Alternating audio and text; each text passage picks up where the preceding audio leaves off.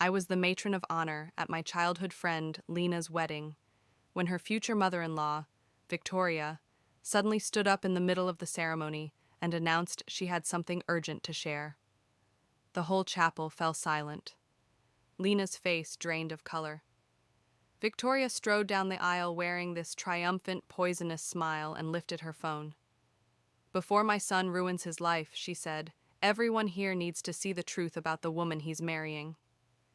She hit play. The video blasted through the speakers, grainy footage of a woman who looked exactly like Lena in a hotel room with another man.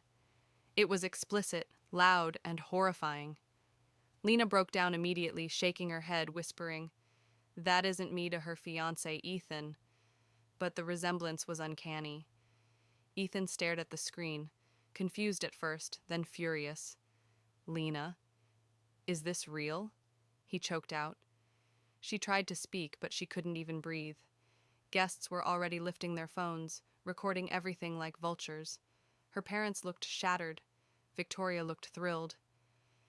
"I hired a professional investigator months ago," she announced. "I knew this girl was hiding something." People gasped and whispered. Lena's grandfather had to be lowered back into his pew. But then I noticed something.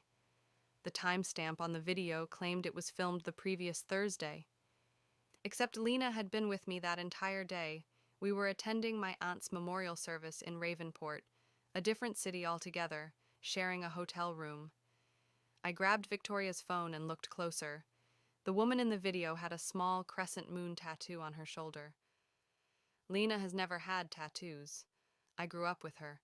I've seen her in swimsuits 1,000 times. "This video is fake," I said loudly. "She was with me in Raventon that day, and she doesn't have this tattoo." Victoria ripped the phone out of my hands, shouting that I was lying to protect Lena. Then she waved her investigator forward, a sleazy guy in a wrinkled suit.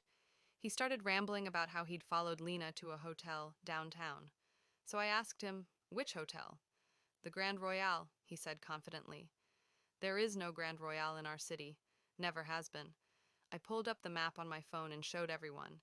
He panicked, then muttered that he meant the Westbrook Hotel, but couldn't name the street it was on.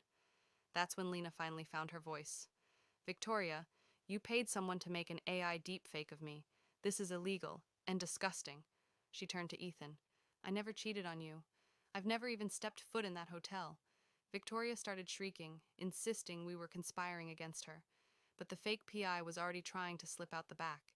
Ethan's father intercepted him and demanded to see his investigator's license. He didn't have one. He wasn't licensed at all. Just a random guy Victoria found online who created deepfake videos for cash. Piece by piece, the truth unraveled. She had paid him $2,000 to fabricate a believable scandal from Lena's social media photos.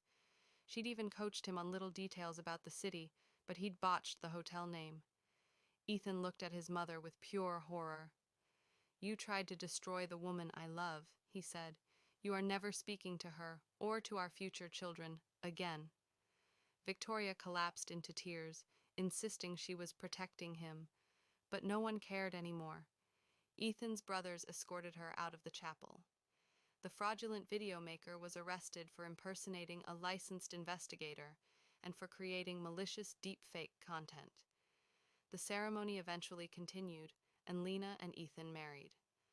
3 years later, they're still together. Victoria has never met their kids. But the worst part?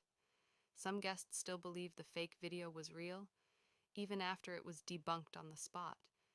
They whisper about Lena at family gatherings like she's tainted goods. Victoria served 6 months in jail and had to pay $50,000 in damages. Yet she still tells people Lena is a cheater and that I helped cover it up. Some lies never die, no matter how thoroughly they're proven false.